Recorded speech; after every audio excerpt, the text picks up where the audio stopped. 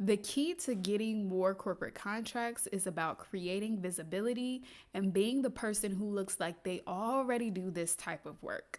There's many ways to do this: LinkedIn, making connections, using your network, but one of the most powerful ways to do this that not a lot of people are talking about is leveraging speaking engagements. Now, this word has been thrown around a lot and can mean many different things. So I want to define what I mean by speaking engagements. There are, of course, your entrepreneurial conferences and podcasts and virtual summits and things like that. That's one realm of speaking engagements. But the corporate, to get in these spaces where people are making decisions about contracts, are going to be to leverage corporate speaking engagements. So couple of places you can find these: associations. Chamber of Commerce could be a good lead for small medium businesses. Associations that have annual conferences, that have regions and annual national conferences that they host. So organizations like the Association for Talent Development is one of my favorites. I actually presented with them, I believe, back in 2023. The years go by so fast. But in 2023, I did a presentation with the Association of Talent Development. I submitted in my call for proposal and I was accepted. This coming year, I have an engagement with Clemson University. It was the same process. And that's actually what I'm working on heavily throughout the year, but really focused on this quarter, is where can I find more engagements where my key decision makers will be, and also use it as a way to elevate me as a corporate speaker. So this is about the being versus just trying to figure out where the opportunities are and how do I get into the room, create the room. And that's what I'm going to get into in this video today, of how I am looking at creating visibility in my own brand so that I can attract more corporate clients for myself and for our mission as a company. So let's dive in.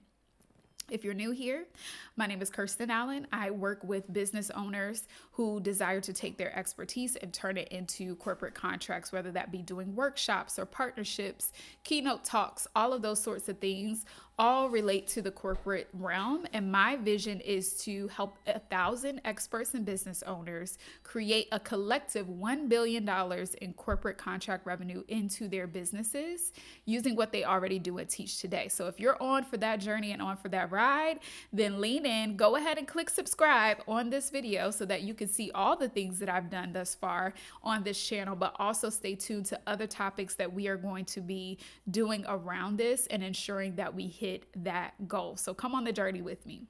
Now let's get into how I'm doing this. I want to go back a little bit because I was doing this even when I was working my 9-to-5 job. So I've not quite told this story in full about my background, but I've seeded some things in about what I've done in past videos. But for those who don't know, I am a ex-Fortune 500 account executive, worked my way up the corporate ladder, sold over $60 million B2B. Then I transitioned into marketing, was behind billion-dollar launches, creating materials for salespeople, really being the engine behind what materials needed to be created in order to sell at the way that I did before I transitioned into marketing. So I've taken all that experience and then found a gap in the marketplace where experts wanted to understand how can they get corporate contracts. And what I did was apply the same frameworks that I used to create results in my own career, blended with my passion and curiosity for entrepreneurship, and created a framework that is proven and that has allowed dozens of entrepreneurs to lock in contracts using the same thing that these big companies do. So with that being said, once I started growing in my own business, this was an area that I also wanted to develop for myself. So I recognized there was an opportunity for me to use my real lived experience to teach others, but it's also an opportunity for me to use those skill sets for myself in my own business. So I did both in tandem. And one of the things that I was doing while I was in my 9-to-5 would be these email sprints, right? So I would spend the weekend pulling all the universities, corporations, nonprofit organizations that I thought would be a good fit for my work. And I would get like 100 to 200 different organizations. It would literally take me like a couple of hours on a weekend to pull this spreadsheet all together. Then I found a better way to do it, but I'm gonna get into that.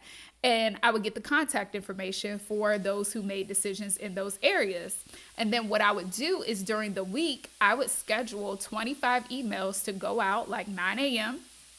every day to those individuals to begin conversations, so that while I'm doing my work, people will be able to respond. Like the emails are already going out, whether it's the initial emails or the follow-up messages that were automatically going out while I was at work. That got me great results. Now, I would tell you, I would send, 25 messages and I would get maybe 3 to 4 responses, but I would get at least one person that was interested a week and wanted to book a call with me. And then I would go through my entire process, developing the proposals, all of that just from doing that outreach. I wasn't worried about doing visibility at that time, but that core strategy really worked for me to get some opportunities brewing in the door and calls booked on the calendar. So I knew it worked because I had already done it before in my past life, but then to be able to put it in this lens proved even more that it could work, and then seeing it work the same in others' businesses and with their various expertise. So that's what I used to do in my 9-to-5. I would get those emails, send them out, book conversations, right?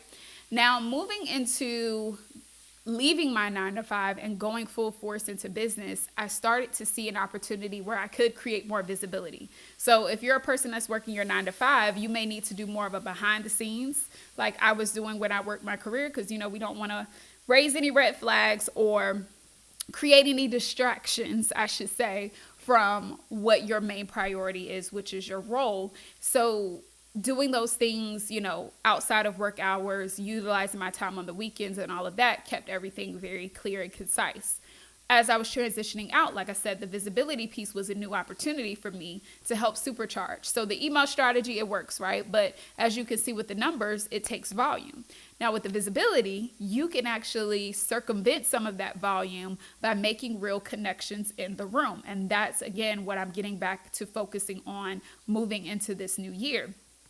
The visibility is great because when you're in the room, especially if you get the opportunity to speak, you're giving your expertise live and in the room, right? You don't have to wait for them to respond and try to hunt them down. They're already here, they're engaged, and if you're on stage, they're eating up what you're talking about. So you're basically doing a sales call from the stage, right? You're not literally doing a pitch, but what I'm saying is, even as you are teaching or explaining things, that is selling people into wanting to know more about what you do and how you can support them all on its own without you ever having to say, come buy from me.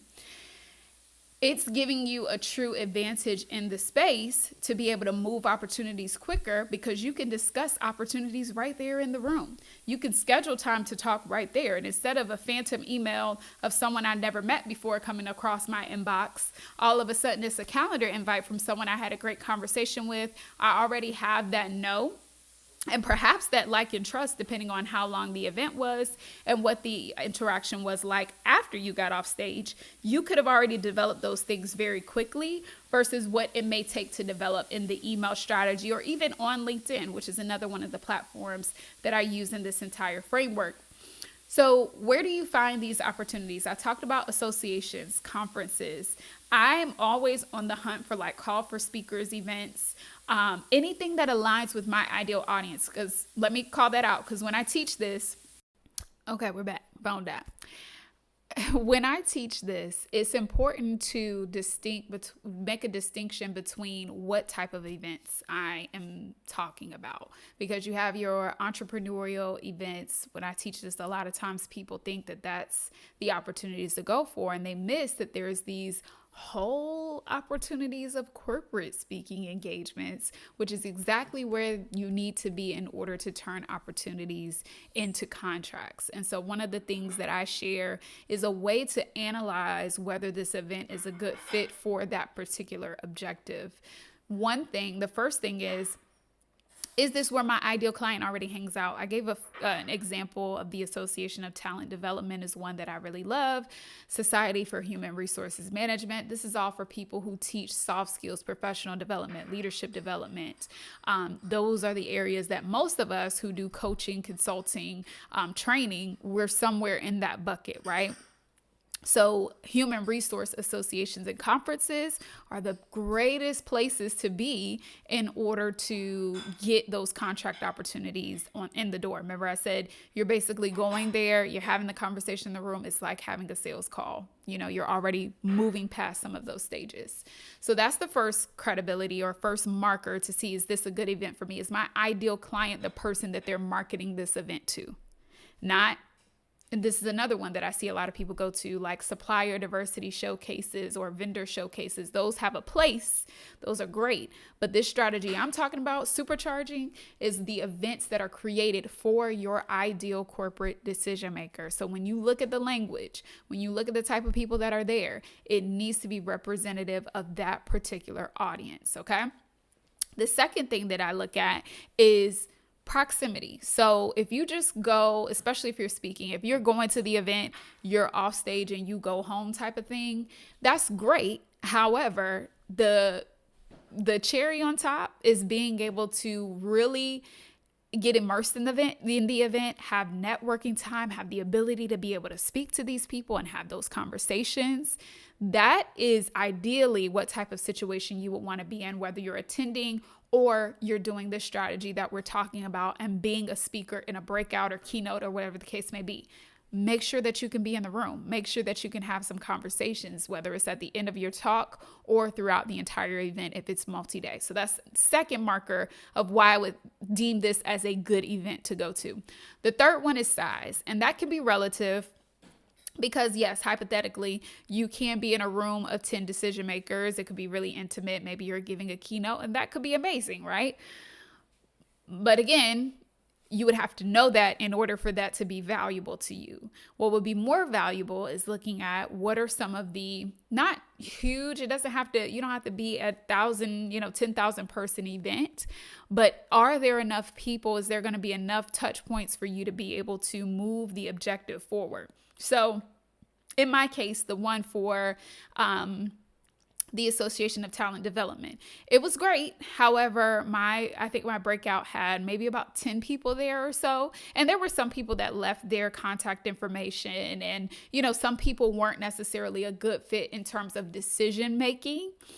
However, that opportunity for me, dual-edged sword, right? It creates visibility. It creates some credibility, showing that this organization brought me in to speak. I have the photos, that's like video footage, edited, all of that. And that is another benefit. And I also just connected with someone who remembered me from speaking at that event going on 3 years ago, I believe at this point. And so that connection came through there. So sometimes everything is not always put a coin in, get something out, or put a coin in and get a contract out. It could be building that visibility and brand and connecting with people who are in the room who at some point may circle back, and you be able to start to look at what may come out of that as well. So in that particular scenario, if I just had to analyze it, I would say the room was smaller and even the people who did attend weren't necessarily aligned with my ideal decision maker, which going into it, I didn't know, I didn't have here's who's going to be in here and all of that. So I knew that there was going to be certain levels in the room. I wasn't in expectation that these were all going to be like VPs that were coming and attending my session, right?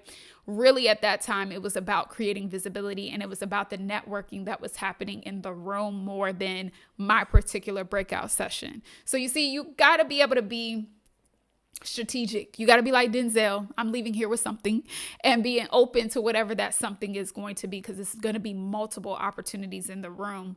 I can also think about a person that I connected with who was also a speaker, who ended up giving me some great insights, and that just also was another win for that space. So many things.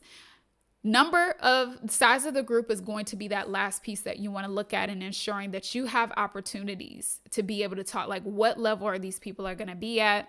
What opportunities are you going to have to engage with them outside of your talk? How can you continue to get contact information or stay in touch with them? That's kind of like a bonus. Some of these events don't allow you to engage with or to get the emails or contact from people who attend your session, and some might allow you to do that. If not, great way to do it, tell people to connect with you on LinkedIn. If they like you and they opt into connecting with you, and they mention the event, that's a great way to be able to open the door to a conversation. Another thing that I like doing is allowing people to opt in to get notes from the session or future resources from the session, and just having a sign up sheet where they can opt in, right? It's not that they have to. It's a piece of paper on a sheet, or maybe a QR code. You could do that as well if that's something that the event allows you to do, where people can just simply opt in or out. They don't have to engage or leave their information if they don't want to, but if they want to stay in touch, then they can do that. So those are just some key ways that I would do that. Once I kind of check those 3 markers, that helps me understand if this is an event that's worth my time attending. And then I have to determine, again, what is my objectives that I'm getting out of this? And that helps me look at how I'm going to spend my time moving forward.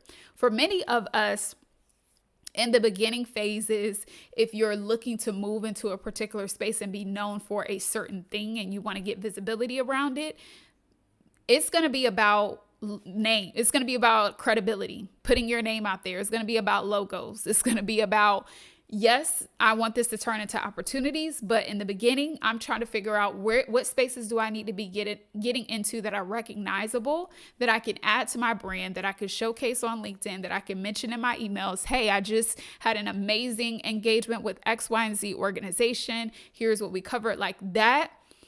Knowing that you have proven experience in certain areas are going to put you to the top of the charts when it comes to corporate decision making. I hate to say this because it's like, ugh, but a lot of these people are not that good at what they do. They're not that good at their speaking. They're not that good at their saying recycled things. It's nothing innovative. It's nothing that makes you want to jump out of your seat and say, oh my gosh, I can't believe they paid you $50,000. Not. What they do have is they know the game, and they know how to play the credibility game. They know that if you have done something at Google, that holds a lot of weight when it comes to pitching yourself to other organizations. So key here for everybody, for my person that I'm talking to right now, because I know that you're brilliant, and I know that you're probably best kept secret in some spaces, not all, but perhaps in this corporate space, this new direction that you want to go into, you're the best kept secret. Don't be. Credibility will move you forward in this space, and that should be the first milestone. How can I get 5 logos that show me as a proven leader in this area, that show me as a proven leader in speaking? How can I use this to create clips and videos and just make it obvious that this is what I already do? I'm not convincing you. I'm not pulling your arm. This is what I do, and showcase that in everything that you put out in terms of your content and your brand. Okay. With that said, that is the move that I am making, that I am also walking clients through the first steps and milestones that I've already done to do this. And again, I'm walking alongside and executing the plan with them as well. And that this Q1 goal is all about this visibility. How do we create this? How do we make sure we are the gold standard when it comes to what these corporations are looking for? It's more than just knowing the lingo. It's also looking the part. All right. So when you focus on that, getting into these spaces, and you may be thinking, oh, well, what should I talk about? Or, what would my session look like? And maybe I can do another video and talking about that. But I would suspect that based upon your expertise, you could talk about a bunch of different things that could be relevant. Just get out here and do the reps, put yourself out there. So here's your move for Q1, that if you want to join me and focus on this, I'm actually committed to this for the full 52 weeks of getting at least one speaking engagement proposal or conversation or something out there as it relates, not something, let me be clear, responding to a call for proposal counts. Reaching out to someone who I know is hosting a conference counts. Scheduling a discovery call with that person counts. So putting my hat in the ring through those particular parameters for one speaking engagement every single week of 2026 is my objective. And so out of 52 shots, we gonna land somewhere real good, and that's gonna turn into even more opportunities moving forward. And I have a couple of other things that I'm doing as well in terms of reps and objectives that I'm putting into place to achieve my ultimate goals. But that is the process that I'm looking into that is the process that I'm executing specifically for becoming a thought leader and speaker in the spaces that I am moving into and evolving into in the corporate space. So join me if this is something that you desire. If you want to elevate your speaking, you want to get in these spaces, because the speaking then can turn into workshops, consulting, so many different things. It just opens the door. Whether you're being paid to speak or not, that could be a whole nother conversation as well, because some of these opportunities, especially for conferences, may not be paid to speak. But if the opportunity and the visibility is there to create a return on your investment, and you know how to do that, it may be valuable for you. So that could be another topic all on its own that we could go into. Either way, let me know in the comments if, first of all, if you got to the end, because retention is real. So if you got to the end, let me know. Just comment in below. And then also tell me, are you joining me for this 52 weeks of putting our hat in the ring for speaking engagements, specifically related to getting in the corporate space for all of 2026? And if you're in, let me know. All right. Be sure that you subscribe to this channel for future videos, because I have a lot coming up. I'm on a daily video upload challenge right now. And so you're going to be getting a lot of great content. And if you're interested for ways to work with me and what do I do and how do I support people, the link to all of that information is going to be in the comments, so that we can be able to figure out how our team can support you further. All right. I will see you in the next video. Talk soon and go get it.